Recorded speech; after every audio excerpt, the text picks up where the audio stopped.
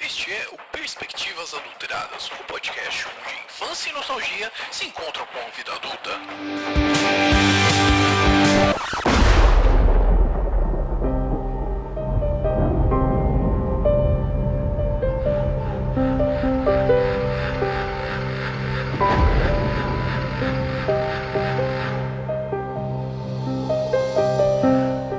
Sejam bem-vindos a mais um episódio do Perspectivas Adulteradas. Aqui quem fala é o Miau e eu tô sentindo que eu não vou conseguir dormir bem essa noite, viu? Eu sou o Thiago de Souza, idealizador do Projeto Que Te Assombra, e hoje nosso papo será sobre as histórias sobrenaturais do interior paulista. Muito bem, ouvintes. Hoje a gente tá aqui para falar sobre histórias sobrenaturais aqui do interior de São Paulo, né? A gente já gravou alguns episódios para falar sobre histórias e lendas urbanas, né, que a gente tinha lá na nossa infância, lá no interior de Minas. E também a gente já gravou um episódio para falar só sobre as histórias de terror japonesas. E hoje a gente decidiu falar um pouco também agora sobre as histórias sobrenaturais aqui do interior de São Paulo, né? Como vocês bem sabem, eu moro aqui na região, então são histórias aqui do quintal de casa, né, praticamente. Então, espero que eu não tenha muito problema para dormir hoje depois dessa história. Então, pegue aí os seus crucifixos e as suas velas e bora lá pro episódio.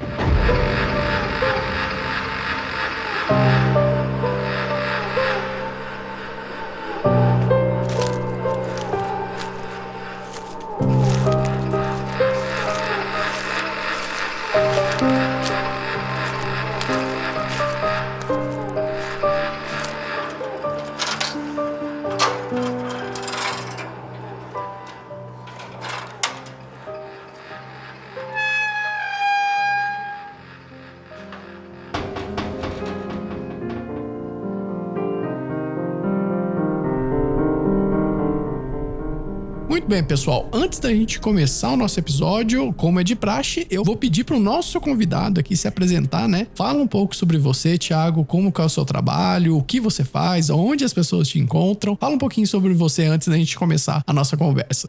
Mas, poxa, Bial, espero que não seja eu o causador dessa sua insônia, até porque as histórias que a gente conta, elas são, como gostam de dizer minhas amigas do mundo freak, especialmente a Ira Croft, são mais fofossustos do que assombrações terríveis. Se bem que algumas até têm esse contorno mais nefasto, mas não a partir delas, e sim de seus fatos geradores, né? Eu sou o Thiago do Projeto Que Te Assombra, pra quem nunca ouviu falar, é um projeto que nasceu de uma angústia pessoal e junto com o Silo Sotil, Matheus Rosa e a Júlia Zampieri, organizamos um criativo para contar as histórias sobrenaturais de Campinas. Isso foi no ano de 2021, em agosto, então era mais ou menos aquele final da segunda onda da Covid. E nesse período eu estava muito compulsivo com esse tema da morte. Eu sempre gostei do tema da morte e tive um contato meio cru com ela, assim, em 2018, quando minha sogra teve um câncer muito forte e acabou sucumbindo por conta dele. E ela foi submetida a um protocolo de cuidado paliativo. E então, na verdade, meu contato primeiro, assim, com a morte no momento inesperado, né? Na minha família pequena não morre muita gente, ainda bem, né? Mas morria sempre, assim, os mais velhinhos. Então nunca foi uma morte como a da minha sogra, da Regina, que morreu super jovem, cheia de coisa pra fazer ainda. Então eu achei que contar essa história dela, né? Falando em perspectiva, a partir da perspectiva do protocolo de cuidado paliativo seria legal. E aí eu fiz um doc com o pessoal da Faculdade de Ciências Médicas da Unicamp sobre isso, sobre ensino de cuidado paliativo na faculdade. Foi muito legal, esse foi meu primeiro contato com um tema ligado à morte, assim, né, pelo menos mais cru. E aí passou a pandemia, né, e na segunda onda, como eu falei, acentuou um pouco o meu interesse nesse assunto, nesse universo, né, e a gente começou a organizar as histórias sobrenaturais de Campinas, muito inspirado no Assombrações do Recife Velho, do Gilberto Freire, e não tinha graça nenhuma levar pra internet só isso. Então a gente decidiu que, além de contar as histórias na internet, em um formato também pouco explorado, a gente fazia isso em Draw My Life, em vez de ficar usando, né, foto dos outros e tal. A gente decidiu levar as pessoas nos lugares que as histórias aconteciam. E foi um sucesso muito estranho. Muita gente desde desde o primeiro dia e foi uma coisa meio boca a boca, assim, não foi algo calculado, planejado. A gente adaptou, eu não tenho formação em turismo, então eu tive a ajuda na época da Secretaria de Turismo e Cultura de Campinas até para formatar os passeios, compreendi o que a gente estava fazendo depois de um tempo e aí separei o passeio, porque os primeiros que a gente fez tinham sido de carros, mas quem não tinha carro não podia fazer, tinha uma série de coisas que me incomodavam, nem do deslocamento mesmo. A gente viu que ia ser muito legal se desse para fazer a pé, estimular também a locomoção pela cidade dessa maneira, né, com essa modalidade de transporte que são nossos pés, né, desde o tempo das cavernas, a gente tem eles à nossa disposição e usa pouco. E aí eu descobri em Campinas, além desses potenciais que as histórias têm, também como é legal a gente fazer isso tudo agregando interesses, como esse que eu falei, de deslocamento pela cidade a pé, de fazer arrecadação de alimento, é gratuito, passeio. Então tem uma série de coisas que a gente foi inserindo nesse case, vamos dizer assim, e lá a gente dividiu o passeio em duas modalidades, um passeio no cemitério e um passeio pelo centro. E eu fiquei apaixonado pelo cemitério também, comecei a estudar cemitério. Hoje eu sou pesquisador de cemitério, faço parte da ABEC, Associação Brasileira de Estudos Cemiteriais, já fiz trabalho acadêmico que eu nunca imaginei que eu fosse fazer, apresentei em congresso, quer dizer, as coisas engraçadas que esse projeto me levou. E estamos aí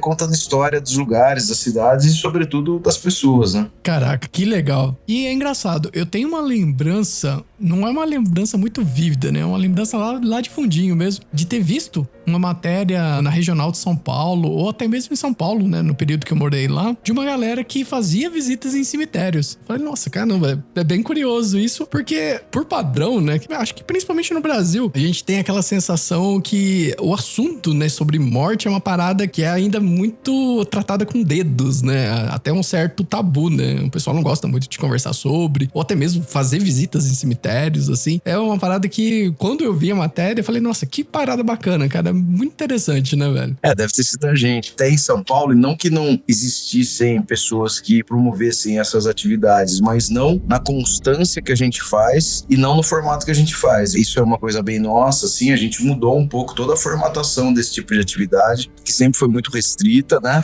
O grande mestre nosso em São Paulo é o Popó. Ele era sepultador e já estava trabalhando na administração do cemitério, mas ele era o grande guia, o maior conhecedor do cemitério da Consolação que eu conheço. Ele é o precursor dessas, pelo menos vivo, porque o Dr. Délio, que era o mestre dele, também era ele, na verdade, o Dr. Délio foi o precursor de atividades como essa. O Popó seguiu muito tempo fazendo os guiamentos no cemitério e a gente vem na trilha dele mesmo, assim, né? Sem nenhuma vergonha de dizer. A nossa proposta é um pouco diferente. O Popó, ele cuida de uma historicidade concreta e eu gosto de mexer bastante com a ideia do imaginário das pessoas. Então, além das biografias, eu falo bastante da espiritualidade, eu falo bastante de milagreiro, falo de assombração, falo de arte tumular, claro, mas eu gosto muito de misturar as coisas. Eu não gosto de bolha. Não gosto de bolha pra nada, na verdade. Sim, é uma parada que a gente acaba ficando muito fechado, né, naquilo que só é do gosto da gente, né? Não, e outra coisa, você acaba induzindo as pessoas só quererem um tipo de coisa e aí aquilo se esvazia rapidamente, porque já acaba. Então eu gosto muito de fazer um passeio que tem múltiplos interesses, várias reflexões. Eu entendo o sobrenatural como mais do que como um fenômeno paranormal, como um instrumento de debate social também, sem querer militar, não fico toda hora falando, mas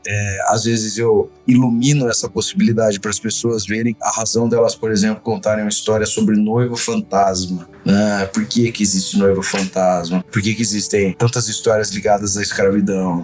Qual é o motivo disso? O motivo é só sobrenatural? Ou também tem um componente bastante grande social que serve para rememorarmos grandes tragédias? Isso eu tô falando, obviamente, sobre a escravidão, né? Que é uma mazela que até hoje a gente não resolveu. Mas você pega a noiva fantasma, tem um diagnóstico muito preciso de um tempo e espaço em que a sociedade convencionou que o propósito de vida de uma mulher era se casar com um homem. E se não fosse esse o pensamento da época, não existiria nenhuma noiva fantasma. É meio que ele reflete um paradigma social que era muito vigente e em certos lugares do Brasil ainda hoje você tem esse resquício, né, desse paradigma ainda, né? Mas é interessante, porque a gente tem antigas histórias de noivas fantasmas, mas não tem mais novas histórias de noivas fantasmas, isso é indicativo de que a cabeça das pessoas mudou em todos os lugares. Porque não faz sentido pra gente imaginar que o propósito da vida de uma mulher é casar e se casar com um homem. Então, não tem mais por que ela ficar presa a esse looping. Mas a gente tem as histórias antigas que estão aí até pra mostrar isso pra gente, né? Por que tem tanta história ligada à escravidão? Porque no imaginário popular isso é um assunto que ainda não tá resolvido. E aí a gente pode fazer outras provocações a partir disso. Quem que tá lá? Quem que tá arrastando corrente hoje? Será que é uma pessoa que morreu na condição de um ser humano escravizado? Ou será que são os fazendeiros da época que escravizavam? Porque afinal de contas, uma morte martirizante, ela purifica, ela te eleva, ela te leva embora. Então quem será que ficou? Será que as pessoas estão certas em imaginar que quem tá arrastando corrente é escravizado? Ou é quem escravizou? Então eu gosto desse papo, sabe? Eu acho que esse papo é um papo legal. Acho que é um papo pra época.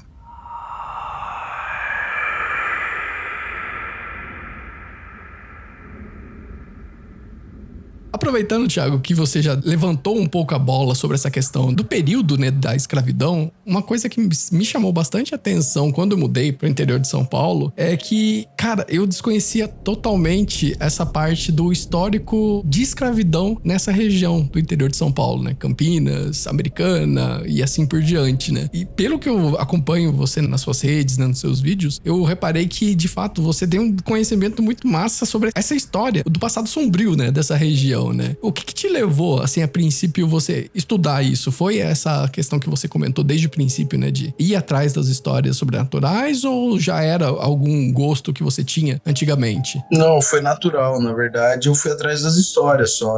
E elas se apresentaram dessa forma pra mim. Eu nunca fui. Eu sempre falo que toda vez que eu vou atrás de alguma coisa, nessas dimensões, eu vou sem nenhuma convicção. Eu vou simplesmente esperando ver o que vai aparecer pra gente. Não me surpreende encontrar tantas histórias nesse universo, porque o interior de São Paulo, embora ainda é, né, um lugar que se ativa muito economicamente com a agricultura e os nossos commodities, né, especialmente até o fim da escravidão, ainda um período depois, né, ele foi mobilizado ou por mão de obra totalmente escravizada ou por mão de obra bastante precária, né? Você pega mesmo os primeiros europeus que chegaram aqui e aqui eu não comparo, embora tenham passado por dificuldades muito grandes, né? Campinas tem uma colônia alemã e os relatos são terríveis, assim, da época deles, nada comparado a você ser arrancado do seu país, separado da sua família, ser vendido, mas eles também passaram por situações bastante difíceis, então é bastante natural que num cenário de exploração você tenha uma incidência muito grande de tragédias, primeiro, e a partir das tragédias, para quem acredita no sobrenatural, a emanação de fenômenos a partir dessas injustiças, dessas pendências mundanas, terrenas, é por isso que vive um fantasma, né? Um fantasma, quem morre numa boa vai embora, seja lá para onde for esse embora, quem não morre numa boa, quem morre com uma pendência, quem morre a partir de uma injustiça, quem morre de forma violenta, abrupta, sem preparo, acaba ficando por aqui para desfazer ou tentar resolver isso, mas tudo isso tem a ver com essa atmosfera, né? Da exploração, da ganância, de todas as perversidades a partir disso. Então eu não acho que foi exatamente uma surpresa entrar tanta história ligada, por exemplo, à escravidão na cidade de Campinas. Na cidade, para você ter ideia, em 1753, porque Campinas foi bairro de Jundiaí, né? O Cônego pede a autorização para a construção de um cemitério para atender a demanda dele, ali local, da família. E ele tem essa autorização, passado um tempo, quem começa a de fato utilizar esse cemitério são escravizados. Tanto que o cemitério que é Bento passa a ser cemitério dos cativos. Obviamente, não é difícil imaginar, porque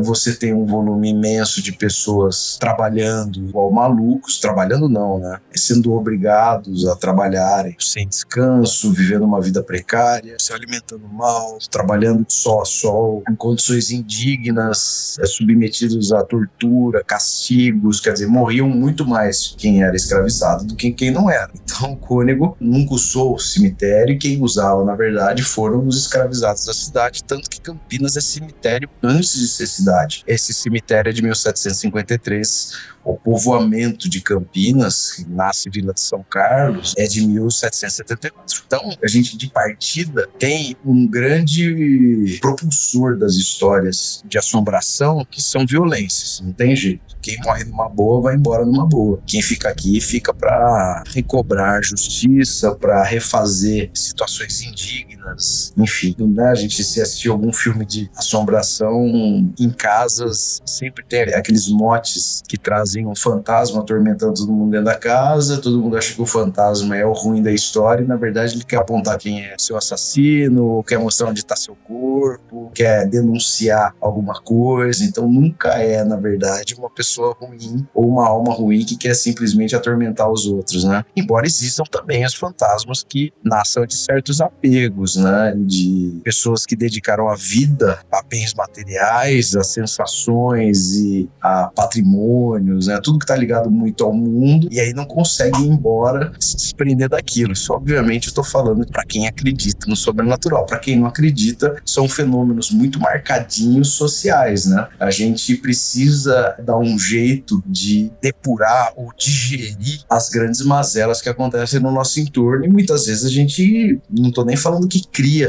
ficções, mas vive experiências muito sugestionados por essas coisas, né? Então, falando já do interior, você pega, por exemplo, a história do Corpo Seco, ela é a história de um homem muito mau, e a grande incidência da história do Corpo Seco é sempre um homem muito mau que fez coisas terríveis na vida, e quando ele morre, ele é sepultado e a terra o rejeita, faz com que ele fique vagando eternamente, porque a natureza, né, o que é guardado para todos os seres humanos comuns, com ele não se autoriza. Então a terra o rejeita. Você tem outros exemplos muito marcantes. Você tem barões que de vez em quando aparecem em fazendas. A gente tem também a ideia de quem é, ou na verdade, quem são os fantasmas que arrastam as correntes, né? Eu gosto muito de dizer que o martírio, até pela nossa cultura judaico-cristã, que lá na origem, né, reconhece mártires, e mártires vem de martírios, né? A gente tem muitos santos que passam por torturas terríveis, mortes trágicas, e que se tornam divindades por conta dessa purificação da alma a partir da dor física. Por que a gente não acredita isso também aos escravizados que foram embora? Então, para mim, até por esse olhar, eu acho muito difícil que quem fique, por exemplo, arrastando corrente em Senzala ou em Pelourinhos são pessoas escravizadas. Para mim, é muito mais fácil ser um barão de café, um fazendeiro escravagista, do que uma alma de um escravizado. Enfim, o interior nos dá essa condição, né, de compreender. Eu gosto de uma frasezinha meio chavão que eu inventei, mas eu gosto de dizer que cada lugar tem a assombração que merece, que cultiva. E é bem isso, cara. E o tipo de fantasma que você tem na sua cidade está muito ligado ao tipo de acontecimento, ou tipo de... A própria conjuntura social, né, da cidade, né, se for pensar, né? Então, com certeza. Sobretudo isso, sobretudo as convenções comunitárias que as pessoas cultivavam, né? Então, se as pessoas acreditavam que o propósito da vida de uma menina era se casar com um homem, e nos trilhos desse acontecimento ela é arrebatada pela morte, seja por qual for a razão, nascerá uma história de noiva fantasma, né? Se você tem uma criança que morre a partir de um abuso ou a partir de um acidente doméstico, você vai ter um bebê fantasma, e assim por diante. Falei um pouquinho sobre as mazelas da escravidão, mas é isso. Não existe, poxa, um fantasma da velhinha que morreu bem. Não existe. Da velhinha que morreu numa boa. Não tem. Tem sempre alguma coisa. Ou então do fantasma que era benemérito, que doou tudo pra si. Não tem. Tem um cara que volta porque ele era sovina, né? O cara que tinha um apego com dinheiro, com sua fazenda, com sua casa, com sua condição, né? Porque no final é muito louco isso. Agora misturando um pouquinho com minhas observações de cemitério.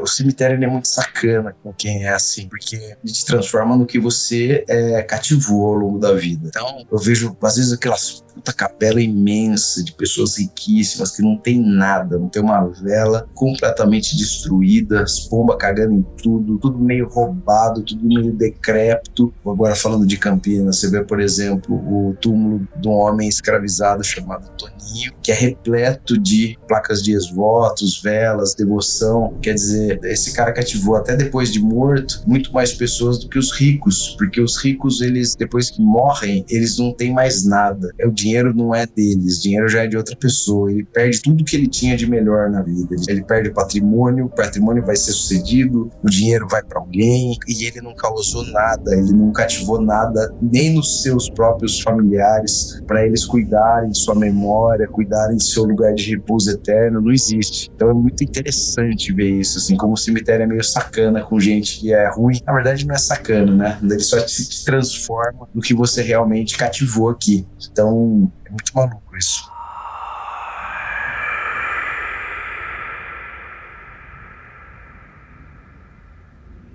E é engraçado isso que você tá comentando, principalmente trazendo isso pra nossa realidade do interior, né? Que às vezes a gente tem tantos elementos ali da cultura mesmo, né? Seja esses casarões, né, que sobraram, ou a própria construção, né, da cidade, que tem aquelas igrejas mais antigas que tem todo aquele apelo, né, de ser por exemplo, uma catedral super antiga ou uma igrejazinha de interior ali que ela pode estar decrépita, mas ela tem uma bagagem histórica muito grande. É muito curioso o quanto que isso também carrega um pouco dessas histórias, né? Principalmente falando, né, que o interior de São Paulo, de certa forma, é um ponto mais conservador, né, e que tem essa religiosidade, né? Mas, como posso dizer? Mais fundamentadora dos nossos costumes. É exatamente isso, né? E é engraçado você ver justamente isso, né? Essa ocorrência, né, dessas histórias sobrenaturais que tem esses aspectos, né? Super. Por exemplo, a Catedral de Campinas tem uma história que é meio primordial, assim, antes da construção dela até, e ela dialoga um pouco com a construção também, porque demora quase 80 anos para ficar pronta a catedral. Tem uma história mitológica que, quando foram fazer a bênção do solo, começa lá os rituais e tal, joga água benta, não sei o que, e uma serpente mitológica é expulsa do chão. E essa serpente, mentalmente, né, ela não fala com a língua, mas ela manda uma mensagem para aqueles sacerdotes que faziam esse procedimento. Diziam que ele estava expulsando ela de casa, mas ela ia criar muita dificuldade para eles construírem o que eles queriam construir. Então demora muito tempo para a catedral encerrar suas obras. Há uma série de intercorrências, assim, de acidentes e a fachada que caía, e, enfim. E aí, no final das contas, depois já dela concluída, há a consagração a Nossa Senhora da Conceição. E Nossa Senhora da Conceição, que é a padroeira de Campinas, ela pisa a cabeça de uma serpente na imagem dela, né? Na imagem original dela. Então veja que louco que é. Você tem um fato mitológico que é propagado e você tem imageticamente na santa de consagração do templo uma imagem ligada a essa lenda. Quer dizer, não sei se é ligada a essa lenda, mas imageticamente, sem dúvida nenhuma. Mas isso você tem em vários lugares. Você tem essa ideia de cobras embaixo de catedrais. Você tem em Piracicaba, você tem em Manaus, você tem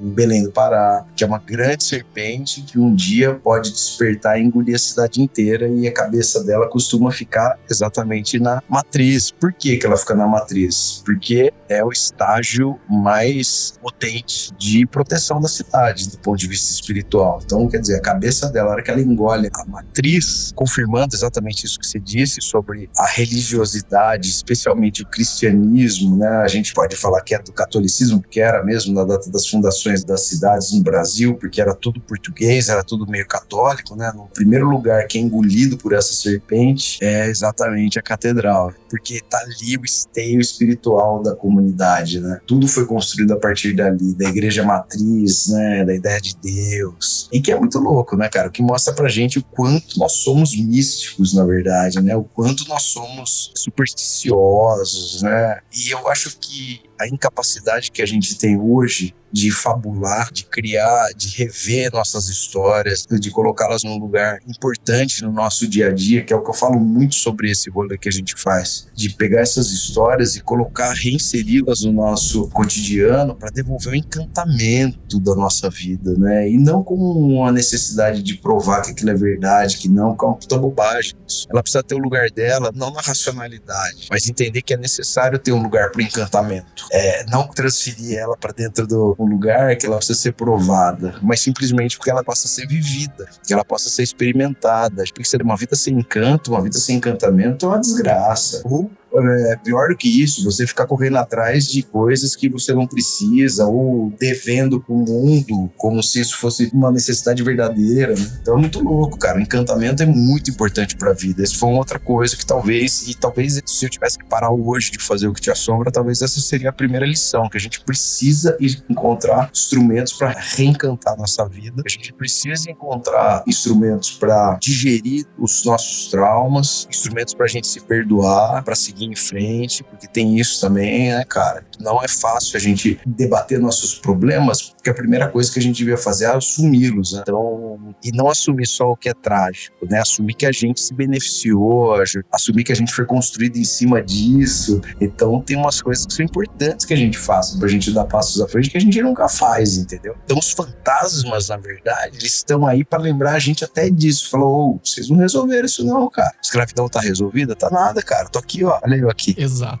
Cara, excelente colocação, cara. Esse é um ponto que acho que esse assunto ele me desperta muito essa curiosidade justamente por conta disso. Eu brinco com a minha esposa, né? Eu sou uma pessoa que eu sou muito cético, assim, com as paradas. Só que, cara, ao passo que eu me interesso demais por esse tipo de história, né? Ela até brinca comigo, mas se você vê um fantasma, você vai morrer de medo. Eu falo, não, eu sou cético, quero continuar cético, por isso eu não quero ver nada, né? Mas... Cara, se um dia eu encontrar um fantasma, eu vou ser o cara mais feliz do mundo, porque você vai descobrir, você vai ter a revelação do maior mistério que existe, da questão que acompanha a humanidade desde que ela identificou sua consciência, que é o que acontece depois da gente morrer. Quando você encontrar um fantasma, a gente tem que ficar feliz. Puta, que bom. Existe outra coisa. Vou rever meu avô, vou rever meu amigo, minha irmã, minha mãe, vou rever as pessoas que eu amo, porque se existe outra coisa, elas estão por aí também, em algum lugar. Então, ver o fantasma, na verdade, é a consagração da vida após a morte. É maravilhoso ver um fantasma. Tomara que um dia isso aconteça. E eu não tô falando das nossas perturbações, que é diferente. Eu não tô falando de perturbações que a gente tem por conta do nosso cotidiano, principalmente. Eu tô falando de ver um fantasma. Ver um fantasma é maravilhoso. Caraca. Eu vou tentar mudar esse meu conceito, então, Thiago. Porra, você vai descobrir, você vai ter a certeza que você vai rever pessoas que você adora a vida inteira, que você adorou a vida inteira, que te deixaram triste por terem ido embora antes. Ou então que você vai poder ir embora sem precisar se preocupar em reencontrar pessoas que você vai deixar aqui quando você for. Seu neto, tomara que a gente viva bastante, então que a gente tenha netos. Então, cara, se o dia que a gente tiver essa certeza, puta que pariu, vai ser um dia abençoado. Porra, vai ser maravilhoso ver um fantasma. Infelizmente eu não vi ainda, mas olha que eu ando em lugar que era pra ter, viu? Oh.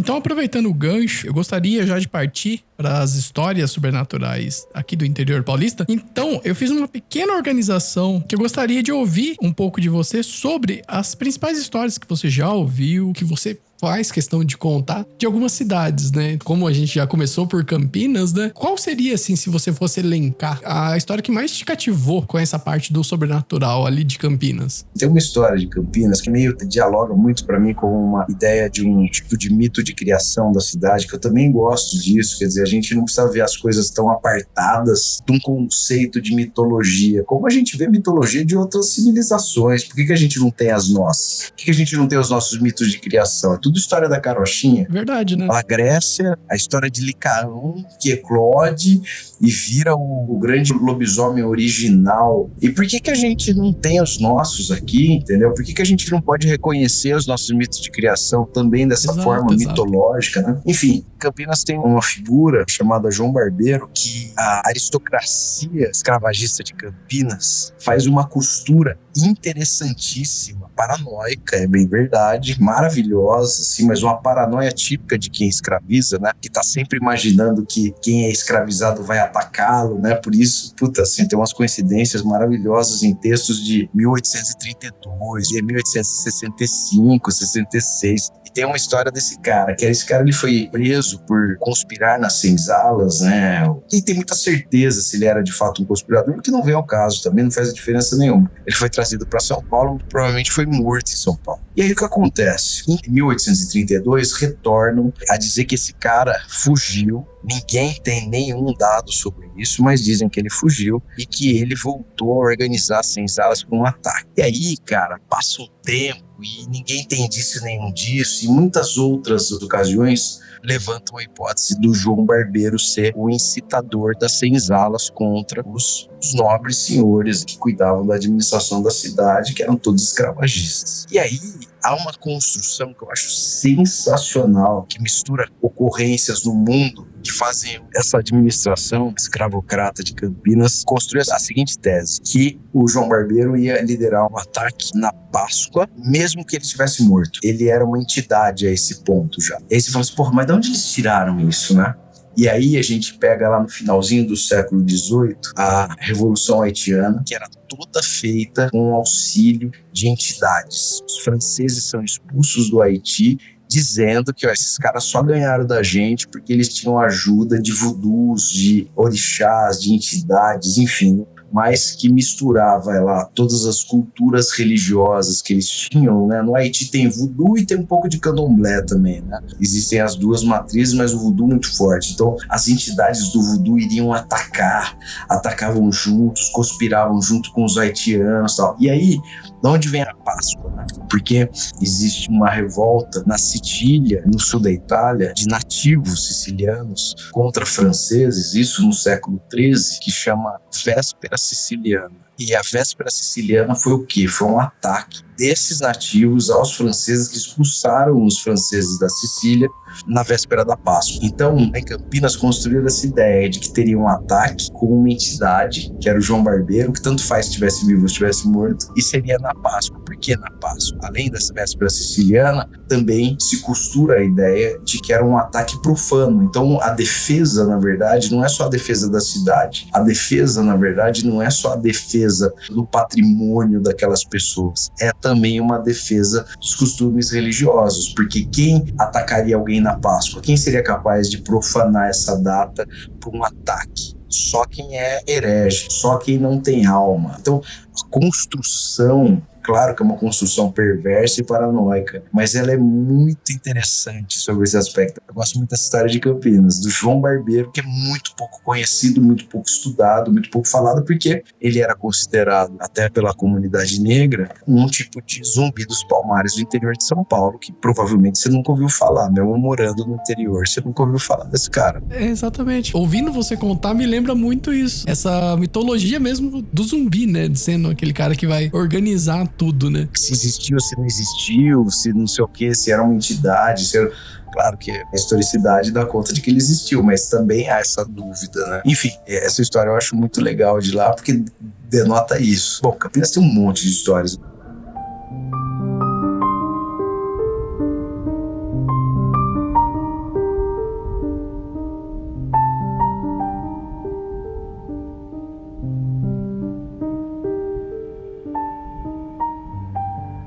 Vamos então para um pouco mais perto aqui de casa, né? Vamos para uma cidade bem conhecida também aqui no interior, que é Piracicaba, que pelo que eu pesquisei, né, tem algumas histórias bem bizarras e assombrosas aí.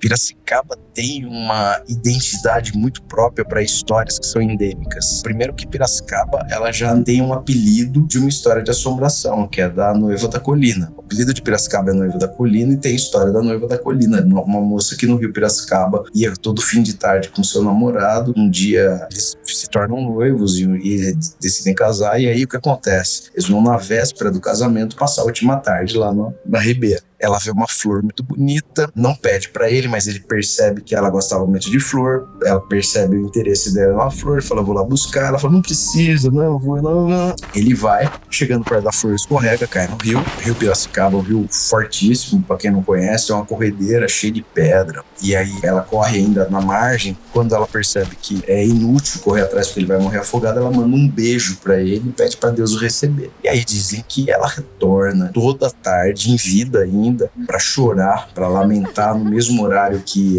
o amor da vida dela perdeu a vida. E dizem que depois que ela morre, ela continua fazendo a mesma coisa. Então o fantasma dela continua lá apegado naquele instante que foi determinante pra ela viver uma frustração amorosa eterna. Isso é tudo pra contar que Piracicaba leva o apelido de uma história de assombração. Cara, dessa aí do apelido eu não sabia não, cara. Caraca, velho. Da hora. Piracicaba tem a Inhala Seca. Essa é tenebrosa, pelo amor de Deus.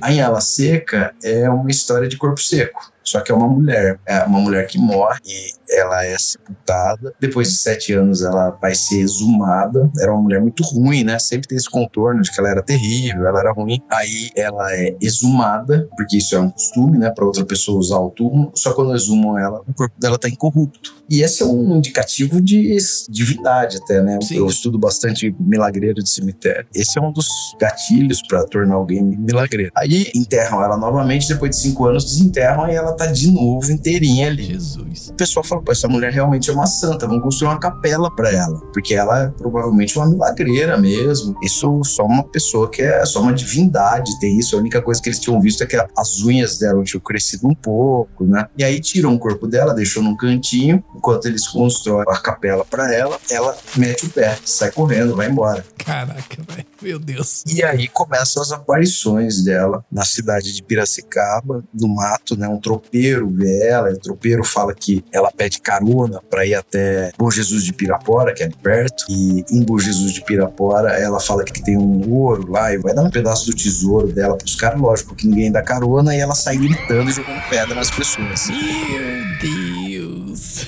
E dizem que se você olhar diretamente nos olhos dela, você fica louco, você enlouquece, ela tem um olhar amarelo, assim. Então, a história da Inhala transita mais ou menos nisso. Meu Deus, cara.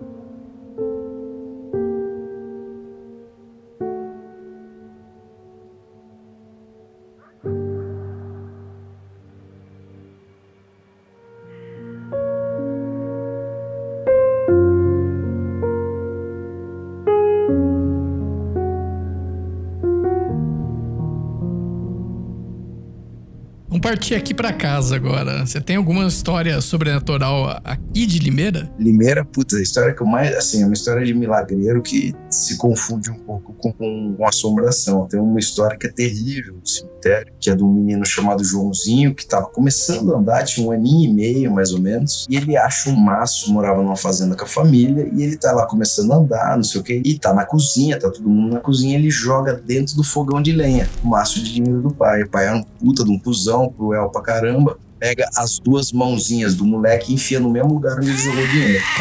Queima as mãozinhas do bebê, esse bebê queima a mãozinha dele, ele tem uma infecção na mão, tem que amputar as 2 mãos, mas mesmo assim ele não sobrevive, ele já estava em septicemia e tem uma infecção generalizada e morre. E lá no cemitério de Limeira, primeiro que tem uma escultura em cima do túmulo do Joãozinho, que acabou virando um milagreiro, e há uma escultura de uma criança sem as 2 mãos. Caramba. E falam que ele aparece de vez em quando à noite, engatinhando em volta do seu túmulo, chorando, pedindo a mãe. Meu Deus. Dentro do cemitério.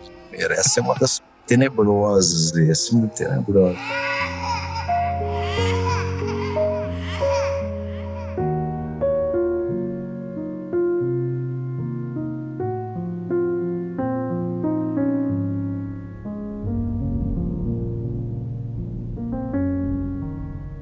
Uma outra cidade, assim, que eu gostaria de ouvir, que eu até tenho algumas lembranças, é Bragança Paulista. Porque a minha avó, ela morava ali na região de Bragança Paulista, Socorro, né? E eu sempre escutava algumas histórias, principalmente relativas a lobisomem. Você tem alguma história lá de Bragança Paulista? Em Bragança, cara, Bragança tem uma história que é tenebrosa também. Bom, Bragança tem alguns crimes reais, assim. Tem um crime real que é muito foda, que é o das crianças vítimas do Bastião Orelhudo. Já ouvi falar. No período, no final de ano, né, entre Natal e Ano Novo, algumas crianças começaram a desaparecer e ninguém sabia o que era, e começaram a desaparecer e não sei o quê. E um dia, 2 pré-adolescentes, assim, vão correndo na polícia e falaram: ó, o Tião Orelha tentou matar a gente, ele chamou a gente pra ir pro mato, pra ajudar a colher fruta, não sei o quê, e tentou matar a gente. Ele correu atrás da gente com um facão, a gente correu, e aí beleza. Bom, vão atrás do Tião Orelha, vão no lugar onde as crianças tinham falado que tinham ido ajudar ele, não encontram ele foge para Amparo, mas começam a encontrar as crianças que o Itardo Tião Orelha tinha pego, e ele mata essas crianças com requintes assim terríveis, ele se alimenta delas, além de violentar as crianças, ele come, ele é canibal também, então ele violenta sexualmente. Meu Deus! Isso a gente não tá falando de 1000 anos atrás, estamos falando dos anos 70. Caraca, maluco. Não faz 1000 anos atrás, é dos anos 70. Então tem essa história e essas crianças se tornaram milagreiras de cemitério, lá do cemitério da cidade de Bragança. Tem uma outra história que é muito foda também, que é do túmulo da Santa Caveirinha. Quem me contou foi o seu Haroldo, que é um lavador de túmulo lá do cemitério, que é um pai que tava carpindo, então eu lembro até do capim, barba de bode, e ele carpiu a manhã inteira, almoçou e foi dar uma descansada. Nisso os filhos dele voltaram para a propriedade e viram o pai dormindo e foram brincar de esconde-esconde ali perto de onde ele estava carpinando com a foice o mato. E aí ele acorda, não vê ninguém, vai voltar ao trabalho, começa a carpinar o mato de novo e sente uma coisa dura. Na hora que ele bate, vê aquele sangue saindo, e ele tinha acabado de decapitar a filhinha dele que estava escondida, brincando de esconde-esconde. Senhora do céu. Ele fica louco, e aí falam que essa caveirinha se perde por um tempo, o corpo dessa criança é enterrado e a cabeça ninguém acha. Um dia acharam a cabeça e aí enterraram no cemitério de Bragança, mas o túmulo tá lá com um crânio assim em cima da tampa dele, e o pessoal fala que é o túmulo da Santa Caveirinha, que faz milagres também.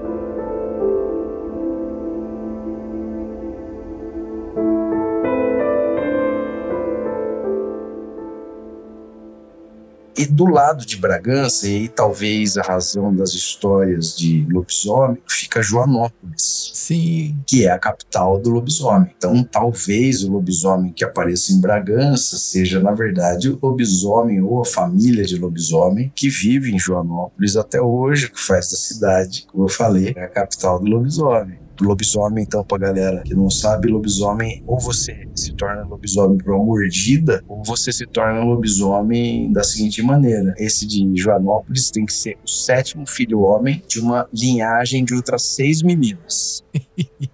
Se isso acontecer, rapaz, dá pra evitar. A primeira filha tem que batizar o menino antes dele completar 13 anos. Porque se você não faz isso, quando ele completa 13 anos, na primeira sexta-feira, no ano que ele completar 13 anos, na primeira sexta-feira da paixão subsequente, ele vai se transformar em lobisomem. Rapaz, eu vou perguntar pro meu pai se a minha tia que batizou ele, porque ele é o 7º filho, 6. De 6 meninas? Sim. Então ele, seu pai, provavelmente é lobisomem. Desculpa te falar. Sem brincadeira nenhuma. Eu vou perguntar pra ele esse lance do batizado, porque eles eram de uma família muito religiosa ali do interior de Minas, da roça ali. Então eu vou até perguntar isso pra eles de fato. Mas não tem nenhum menino entre eles? Não. Só menina? Exatamente. 100% de chance de ser lobisomem, seu pai. E sem brincadeira nenhuma, eram 6 mulheres mesmo. Ele é o mais novo, né? É que agora nenhuma delas estão vivas, mas senão eu até perguntaria essa questão do batismo. Que ele matou todo mundo depois de se transformar em lobisomem. Matou geral. Então, a história primordial lá é que uma noite lá muito esquisita, a mãe grávida tem a criança, né? A criança nasce, a mãe morre, e aí as outras irmãs ficam com muita bronca desse moleque. Ele nasce todo meio feinho, orelhudo, magrinho, meio raquítico. E aí a irmã que antecedia ele fica com muita dó e tenta levar ele pra igreja, pra ele se benzer, não sei o quê. E é isso, porque nenhuma das filhas gostava do moleque. Bom, ninguém quer saber de batizar o moleque. Também ninguém queria cuidar dele. Essa irmã, que, enfim, acabou abraçando a responsabilidade. Quando vai casar, vai embora de casa, leva ele pra viver junto, porque, enfim, se ele ficasse lá, ninguém ia cuidar dele. Enfim, o moleque vai junto. Essa moça tem um filho. E, coincidentemente, o bebezinho nasce exatamente no ano que o menino completa 13 anos. E aí, o que acontece? Na primeira sexta-feira santa, depois que ele completa 13 anos, com o bebezinho na casa, o marido vai trabalhar, estava trabalhando até tarde, esse moleque desaparece. Ninguém acha ele não volta para casa depois dali, do marido volta e fala, mano, cadê seu irmão? Fala, ninguém sabe. O marido preocupado, vou juntar uma trupe aí de uns caras, vamos atrás desse moleque, vamos ver o que aconteceu com ele, né? E ela fica sozinha em casa com o bebê. Muito bem, ela tá lá com o bebê e escuta um barulho na porta, ela vai até a porta olhar o que é e parece um bicho agachado. Eita porra.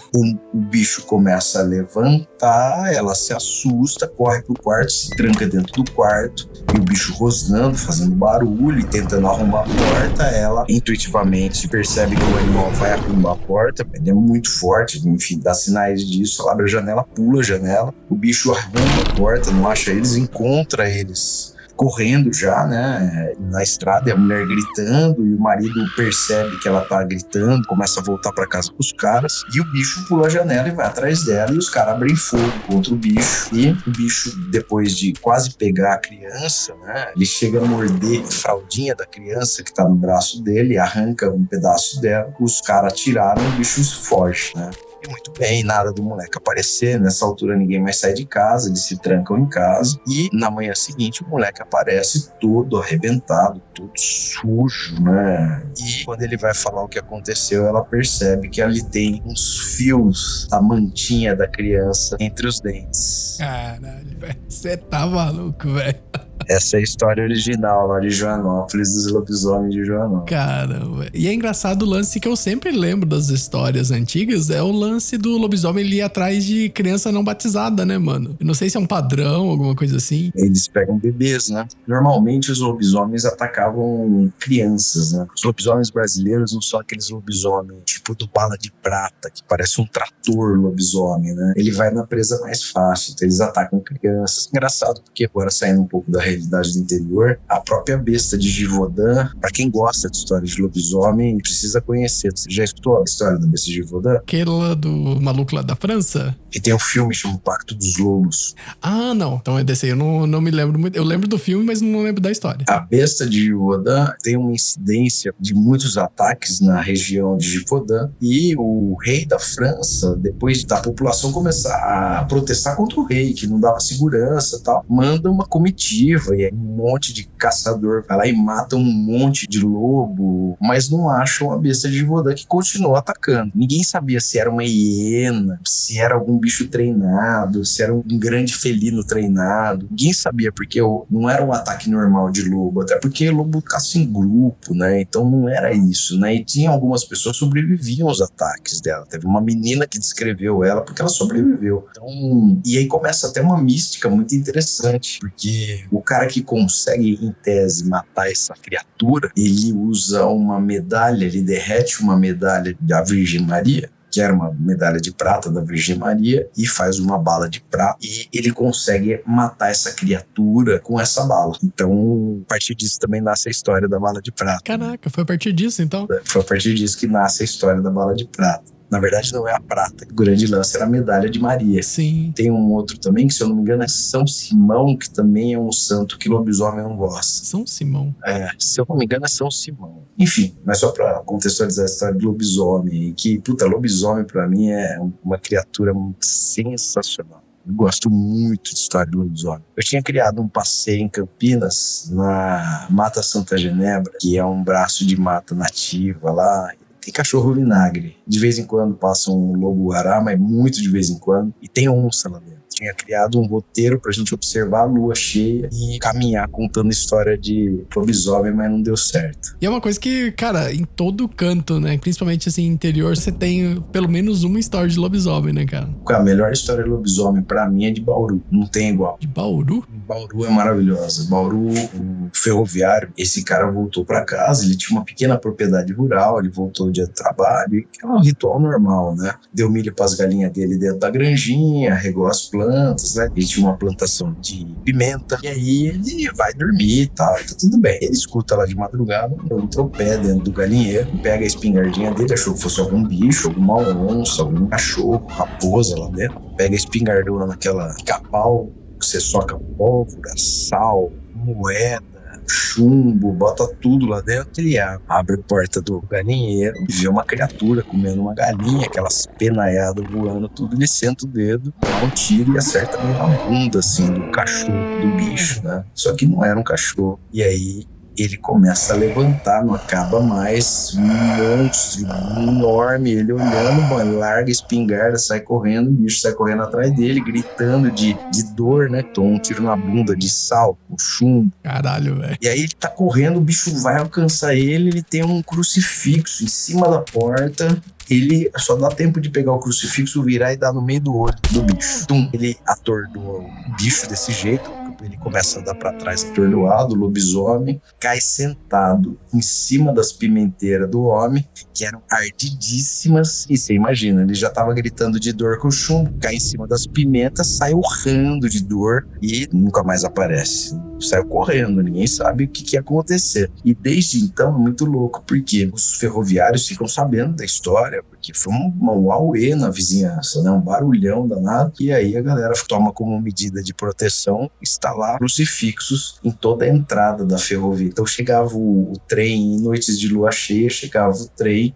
no pátio assim da ferrovia, ela lotada de crucifixos pra espantar o lobisomem, pra ele não vir pegar o ferroviário. Caraca, velho, que da hora. E é curioso esse detalhe que você falou do galinheiro, porque a minha esposa, acho que no episódio que a gente gravou sobre as lendas urbanas, lá do interior de Minas, né? Ela conta que, e eu já ouvi minha sogra falando essa história, justamente que ela alega que ela viu um lobisomem numa casa que ela morava lá, que ela tava indo fechar a porta ali da frente da casa e que no fundo tinha um galinheiro, que no que ela foi fechar a porta, ela viu exatamente um puta cachorrão com um zoião vermelho gigantesco, com as orelhas gigantes, assim. Ele viu ela ali dentro da casa, ela diz, né, que ele bateu as orelhas, né, as orelhas dele fez um barulho, assim, e ele vazou, assim, saiu correndo, sabe? E é engraçado esse lance do galinheiro, né, velho? Porra. O lobisomem, ele gosta de comida fácil, ele não quer guerra com ninguém.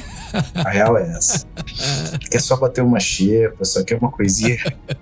O pessoal fala que tem o lance, acho que de comer bosta de galinha, alguma coisa assim, não tem? Tem, então ele adora comer uma merda de galinha. Caralho, né, velho? Que doideira. É um bicho esquisito, né? Um gosto gastronômico, quem sou eu, né?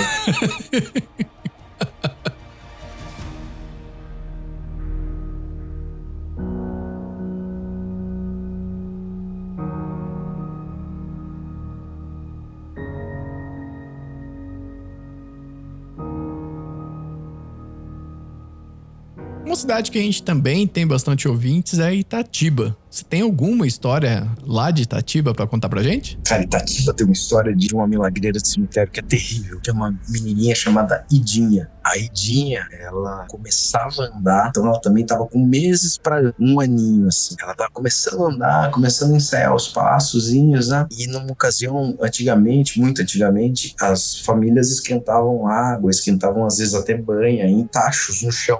Então faziam um tipo de forninho, foguinho no chão, colocavam panela, até pra lavar roupa, né? Esquentava água pra lavar roupa também. E te digo que ainda é bem comum, cara, porque esse final de semana eu fui lá pra Minas, meu cunhado, ele tava matando porco e ele fez exatamente isso, cara. Desse fogaréuzinho, assim, Esquentou água no chão. Aí o que aconteceu? A Idinha, ela tava num lugarzinho um pouquinho mais alto e foi olhar dentro de um tacho desse e caiu o rostinho dentro de água fervendo, não conseguiu sair. Quando a mãe percebeu, o rosto da menininha tava cozido já. Nossa, mano. Morta, obviamente, até por afogamento, né? Sim. Mas porque cozinhou a carinha da bebê. Essa menininha virou uma milagreira lá em Itatiba, que é mais, assim, impactante quando você vai lá. Todos esses lugares são lugares que eu vou, né? Então, o que foi mais impactante pra mim foi ver a escultura dela, porque é uma escultura muito bem feita de uma criança num bercinho, só que no lugar do rostinho dela tinha um véu, assim, então o véu tá meio sobrepondo o rosto, porque ela ficou completamente deformada, né? Então um véu sobrepõe o rosto, assim, e acabou virando uma milagreirinha de cemitério, lá do cemitério de Itatiba. Caraca, velho. Bem triste, né? Bem esquisito. Pra além, né, da galera que ouve a gente, praticamente a família inteira da minha esposa é de Itatiba, assim. Sempre a avó dela contava algumas histórias, assim, mas, nossa, essa aí eu não fazia ideia, cara. Caramba. Itatiba também tá na região ali de Bragança, então também deve ter uma incidência dos lobisomens ali de Joanópolis, também devem atacar por ali. Sim, a minha tia, ela morava em Socorro, que também é ali da região de Bragança, ela contava bastante história de lobisomem também, cara. Tem, ali é tudo lobisomem. Ali as grandes histórias dessa região são de lobisomem. As grandes histórias, por exemplo, do Vale do Paraíba são de Corpo Seco. Além do Vale do Paraíba, lógico, Guaratinguetá tem a loira do banheiro, né? Que é a Maria Augusta de Oliveira Borges, que existiu mesmo, era uma menina que se casou com o conselheiro Dutra Rodrigues. O governador? Que foi governador. Caraca, maluco! Ele foi governador, foi presidente da província ainda, foi antes da República, né? Nossa, velho. Ela se casa com o conselheiro Dutra, né? Ela tinha 14 anos, ele tinha 30 e pouco. O pai dela era o Visconde de Guaratinguetá. Ele morre depois de 3 anos do casamento dela. Ela não queria estar casada, então ela pega as joias, vende umas joias dela, foge pra França. É um baita escândalo que ela mandou no casamento com um super partidão. É convencida a voltar, pelo menos para desfazer o casamento, faz isso. Retorna pra França. Na França ela morre, ela pega raiva. E a mãe pede para embalsamarem o corpo dela. E depois do embalsamamento, ela é trasladada para Guaratinguetá e fica num aposento, na mansão dos Viscondes de Guaratinguetá. As primeiras aparições dela são nesse lugar, inclusive nessa redoma de vidro. Ela bate lá, pede água. Eu falo que quem tem raiva tem hidrofobia, Isso. então ela tinha muita sede, mas não conseguia beber água, tinha medo de beber água. E aí a mãe tem um sonho em que a Maria Augusta fala: mãe, pelo amor de Deus, me enterra, já deu. E aí a mãe enterra ela, faz uma lindíssima capela. Eu fui até lá no cemitério dos Passos. E aí o que acontece? A primeira manifestação na escola, pelo menos acreditam a Maria Augusta, incêndio no ano de 1919. E depois disso, uns alunos entram num anfiteatro, que provavelmente é o anfiteatro. Esse anfiteatro era o quarto que ela ficou exposta, porque tinha um piano que pertencia a ela. E dizem que esses meninos lá escondidos, falou que um faixinho de luz assim ilumina o piano começa a tocar, os moleques morrem de medo e começam a contar a história. E por que, na verdade, eu tô falando que é do colégio, né? Antes de falar o que acontece, o que é determinante para Maria Augusta virar a loira do banheiro, né? A casa que ela viveu e a casa que ela ficou exposta, a casa dos Viscondes de Guaratinguetá, acaba se tornando a escola pública da cidade, porque era uma mansão, era uma casa imensa, com um tamanho que atenderia muito bem a demanda de uma escola. Então, por isso que a Maria Augusta, a loira do banheiro, aparece nas escolas, né? Mano do céu, velho. Essa é a razão da loira do banheiro aparecer em escolas, né? Caraca, que massa. E a loira do banheiro de Guaratinguetá é original, né? Caramba, mano, que da hora. Não sabia que tinha todo esse background, não, mano. Caraca, velho. E como isso se espalha pro Brasil inteiro, né, cara? E a gente não sabe desses detalhes, né, cara? Não que sabe, loucura, velho. Nossa, que massa. Uma doideira.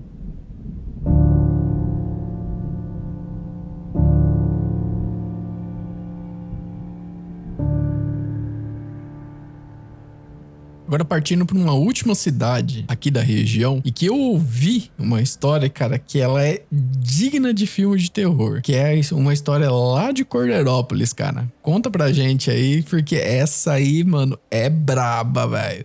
Ah, porra do padre Stefanello. O padre Stefanello é incrível. O padre Stefanello é um padre escalabrino, né? E era muito louco, porque os italianos que vieram pra cá, eles eram convencidos a vir, assim, com várias promessas, muita coisa de, putz, que vai ter uma vida melhor, vai ter terra, vai ter isso, vai ter aquilo. E chegava aqui, nessa casa, que hoje é um centro cultural, né? Que até conta a origem do povo, né? Da cidade que a maior parte dos imigrantes vieram e tal. Tem uma carta de um imigrante, que é assim, uma coisa terrível. Ele foi com 11 filhos, fazia 6 meses que ele tava no Brasil, ele tinha perdido 5 filhos já. Um de picada de cobra, outro de doença, outro não sei o quê, que morreu todo mundo. E aí o que eles faziam? Até para ter assistência espiritual dos imigrantes, a Igreja Católica mandava um padre para atender as pessoas aqui. E foi isso que aconteceu, né? Era um padre escalabrino, a ordem dos escalabrinos é exatamente essa, é uma ordem meio missionária, né? E o padre Stefanello veio para atender esses italianos que estavam vindo para cá. E aí foi muito louco, porque ele era também um padre exorcista. Eu vou contar assim 2 casos que são para mim os que foram mais marcantes, mas falavam que ele resolvia todos os, assim, se tivesse alguma coisa encostada em você, algum demônio, algum encosto, ele rezava a bênção dele. Se não resolvesse, ele descia porrada. Então ele batia no capeta. E tem 2 histórias, são incríveis. Ele é uma que um cara entrou na igreja rastejando igual uma serpente, que era um homem cobra mesmo, e não conseguia falar, ele se comportava como uma cobra, fazia muito tempo, e assim, com sinais mesmo de, porra, a barriga toda machucada de se arrastar. E ele faz lá o Paranauê do padre lá e liberta ele dos demônios. E a história mais impactante são as 2 irmãs de Araras, que o padre começa também o ritual dele lá de bênçãos e o que ele fazia para expulsar os demônios. Cada uma dessas meninas, segundo constava, estava com 7 demônios, cada uma tinha uma legião. E todo mundo ia assistir esses procedimentos do padre, né? O pessoal falou que elas começaram a subir nas paredes e todo mundo correu. Imagina, 2 menininhas subindo nas paredes. Caraca, maluco, vai não ficar mano. Pique filme que você já viu de todos aí, de exorcismo, caralho. E aí o padre conseguiu libertar elas, mas essa história pra mim é incrível. E eu fui lá primeiro eu fui pra conhecer o cemitério de Cascalho, que é lindo o cemitério. O cemitério foi todo revitalizado como era originalmente o cemitério da cidade, que eu esqueci o nome da cidade na Itália, que o povo de lá, a maior parte do pessoal de lá veio. No cemitério tá o pé direito do padre Stefanello. Na igreja do Cascalho tá a mão que dava a bênção, o braço direito dele. Caraca. E o resto dele tá sepultado em outro lugar. Mas a galera levou os pedaços dele pra, vamos garantir aqui o pé direito, porque ele era um missionário, então ele caminhou pelo Cascalho com aquele pé, e a mão direita na igreja, porque dentro dessa igreja que ele fez todos os seus exorcismos. É onde ele batia, né? Onde ele descia a porrada no capeta. Caramba, né? Se essa moda pega, né? O padre Marcelo, ele tá preparadíssimo, né, pra isso, né? Pô, o padre Marcelo tá treinando pra esse momento, né? Ai, caraca, mano. Não, essa história aí, mano, é bizarra. E é o que eu falei, cara, é muito massa ouvir isso morando na região e eu não fazia ideia que tinha isso lá, velho. É uma cidade muito legal, velho. Eu adorei Cornelópolis.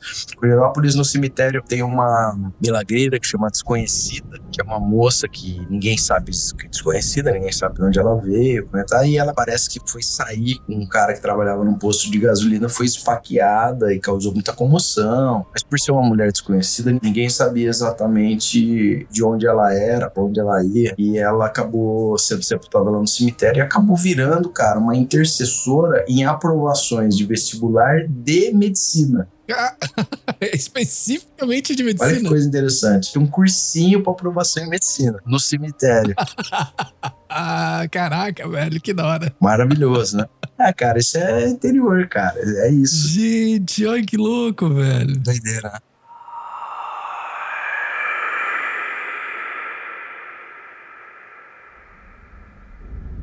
E avançando aqui pro nosso último bloco, uma expressão que você falou, né, durante o episódio inteiro e que me chamou muita atenção, que é a expressão os milagreiros de cemitério, né? É uma parada que eu achei muito massa porque eu nunca tinha tido contato com isso. É a paixão da minha vida. Depois, acompanhando um pouco mais o conteúdo de vocês, cara, é muito da hora você perceber que quase em toda cidade você tem ali os seus milagreiros, né, cara? É difícil que não tem. Às vezes não tem e a gente não força a barra, mas muitas tem. Caramba, velho. Muitos tem. Muitas cidades têm milagreiros. Isso aí é muito legal, cara, porque é um lance que vai pra além daquela burocracia que a gente tem da Igreja Católica, né, pra criação de um santo, né? A ritualística é muito parecida, mas é muito engraçado, porque a gente fala muito disso, né, da construção do processo de transformação de alguém em milagreiro, né? Porque o processo da canonização é muito complexo, né? Ele é rígido, ele tem critérios diferentes.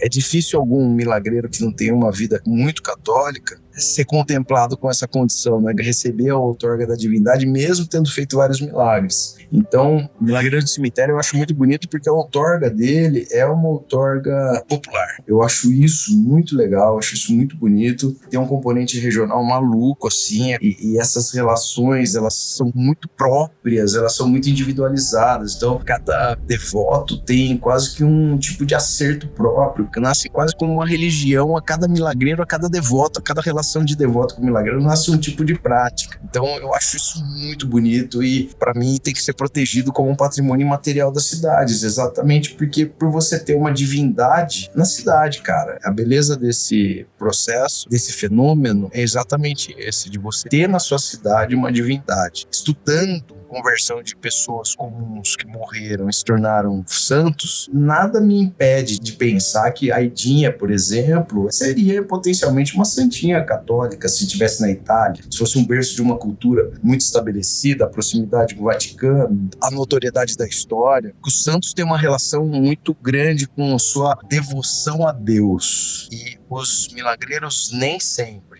A não ser milagreiros que atravessam essa condição de milagreiro e, por ter uma vida dedicada ao catolicismo, acabam se tornando também santos católicos, como é o caso do Antoninho da Rocha Marmo, Isildinha de Castro, tem outros aí por aí, né? Mas assim, no Rio tem alguns, Odetinha, Guido Scheffer, que eram todos muito católicos, né? Mas a gente tem uma infinidade de histórias como essas, incríveis, que às vezes não tem contato com o catolicismo imediato, embora quase todo mundo fosse católico antigamente, né? Mas não tinha uma vida notória de dedicação ao catolicismo, então não vão se transformar nunca em santos reconhecidos pela igreja. Mas, cara, todo lugar, toda região tem. É difícil ter uma cidade do interior que não tenha um milagreiro. Pô, pra não falar que não tem, eu fui agora pra Cosmópolis e lá eu não achei. Tem histórias ótimas do cemitério, mas não tem milagreiro. Isso é tão legal, cara, porque é o que você falou, é você ter a proximidade com o que seria equivalente a um santo mesmo, né? E pra quem tem essa religiosidade mais aflorada, deve ser uma sensação, assim, absurda, né?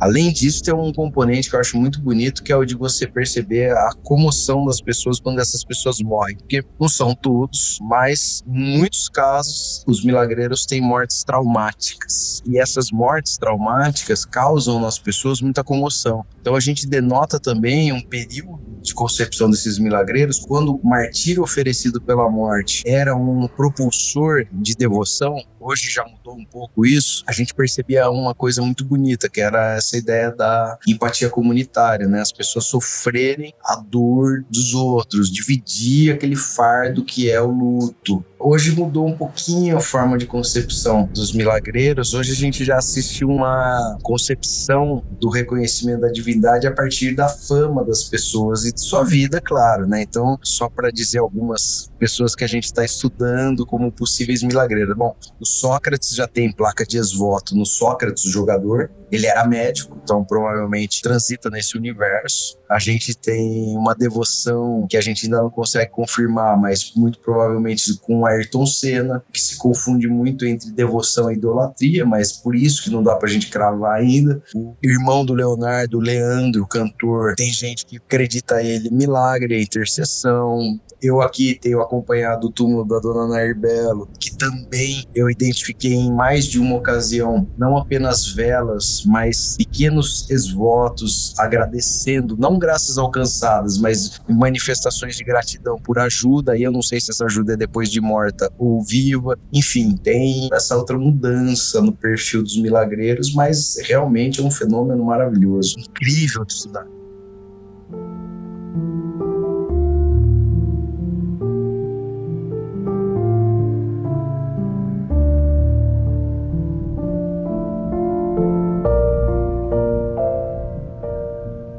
Então, é muito legal porque, cara, você percebe a essência humana ali. E a capacidade de transformar uma grande tragédia em fé e esperança. Isso, exatamente. Pra mim, volta lá no começo, quando a gente tava falando que as assombrações, elas são instrumentos pra gente conseguir seguir em frente. Como se as assombrações fossem um lembrete de tudo que aconteceu, que não foi resolvido, e por isso que ela tá lá ainda. O Milagreiro tem um componente parecido, que é esse de você pegar uma grande tragédia e falar, bom, gente, a gente precisa seguir, vamos rezar por essa pessoa. Aí alguém pede alguma coisa, atende, o milagreiro, segundo a pessoa, segundo o devoto, é atendido, e essa história acaba ultrapassando esse instante da dor, do luto, da consternação, e passa a ser um ponto de peregrinação, de fé, de esperança, de chance de resolver problemas, daquela forcinha que falta para você solucionar uma questão. Então eu acho muito bonito esse fenômeno. Além de dialogar com o sobrenatural, né? Porque eu gosto de dizer que,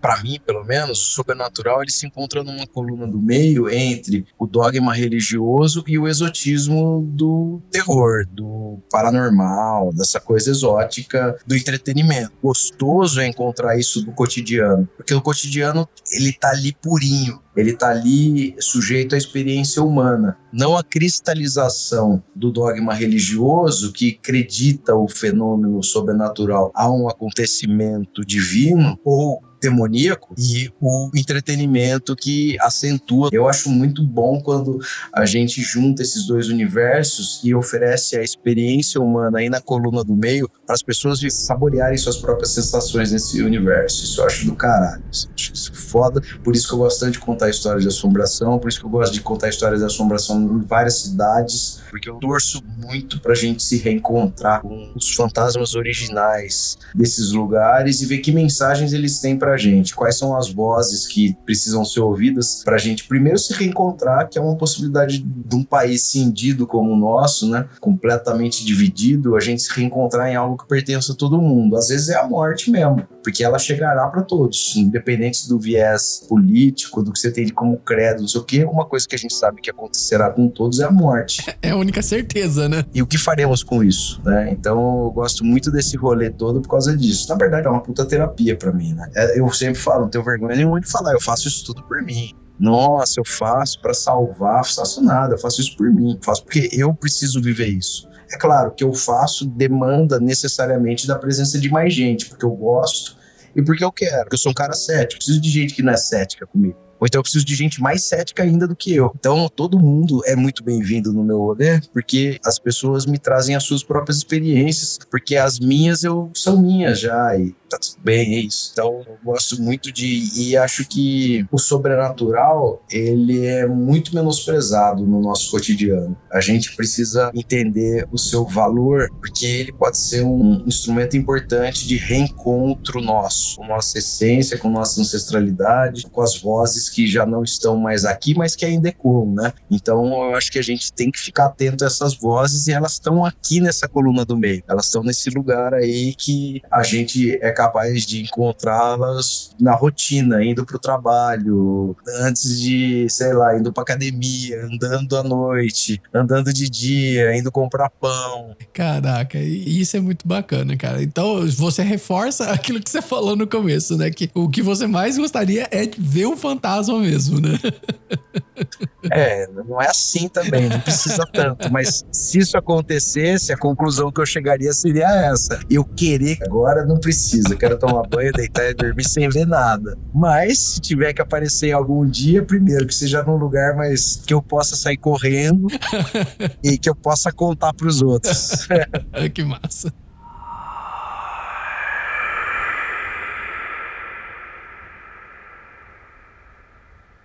Aqui da minha parte é isso. Agora, ô Thiago, é hora de você fazer o seu jabá, porque eu sei que você tá lançando o livro, você tem aí os seus rolês, então faz o seu jabá aí. Legal, meu. Bom, pessoal, eu tenho 2 livros lançados, né?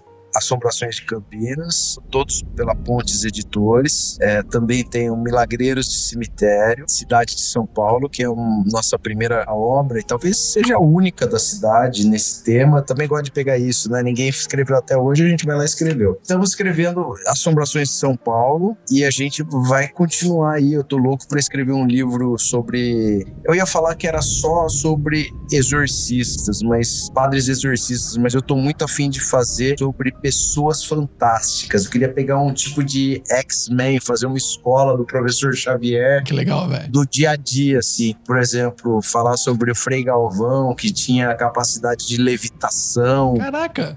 Padre Donizete, que era bilocação. Dos padres exorcistas que enfrentavam o diabo. Da Santinha de Jacuba, que tinha a capacidade de curar todo mundo, que tinha premonições. Tem um monte de figuras interessantíssimas escondidas aí debaixo da poeira do tempo que eu queria contar sobre. Quem sabe faça desses livros. Caramba. Quem quiser encontrar a gente, tiver boas histórias também, pode procurar a gente no O Que Te Assombra, que a gente tá em todas as plataformas. Em cada uma a gente produz também conteúdo diferente, além dos nossos passeios, que são todos gratuitos. E o pessoal do interior de São Paulo, a gente deve mudar um pouquinho nossa rota esse ano. A gente encerra em Piracicaba um ciclo super legal de 2 anos e pouco lá. E esse ano a gente deve ir para Rio Claro, eu espero, ou para outras cidades aí. A gente vai rodar um pouquinho o interior. Caramba, que legal. Quando for, assim, você me avisa que eu quero ir nesse rolê, velho. Nossa. Nossos hubs são São Paulo e Campinas, né? Então sempre tem passeio. São Paulo sempre tem Campinas, mas a gente vai inserir aí na nossa agenda outras cidades, e tanto no estado de São Paulo como fora de São Paulo também. E o meu recadinho de hoje é o recadinho de sempre, pessoal. Se você curtiu esse episódio, compartilha nas suas redes sociais. Se você tem aquele primo, aquele tio ou aquela pessoa da sua família que gosta de escutar histórias sobrenaturais aí do interior e de outros lugares, manda esse episódio pra ele que eu tenho certeza que ele vai gostar, né? Esse episódio tá excelente. E também tem um último recadinho aqui. Se você tem a sua história de terror ou uma história sobrenatural, manda pra gente no perspectivasadulteradas@gmail.com. E se você quer colaborar com o nosso podcast, né? Quer colaborar financeiramente, a gente tem uma campanha lá no Apoia-se, onde você vai poder colaborar com 3 faixas de valores lá. Você vai escolher uma delas que mais se adequa a você e vai ajudar a gente a continuar produzindo esse conteúdo. Então, sem mais recados, até semana que vem e tchau, tchau. Tchau.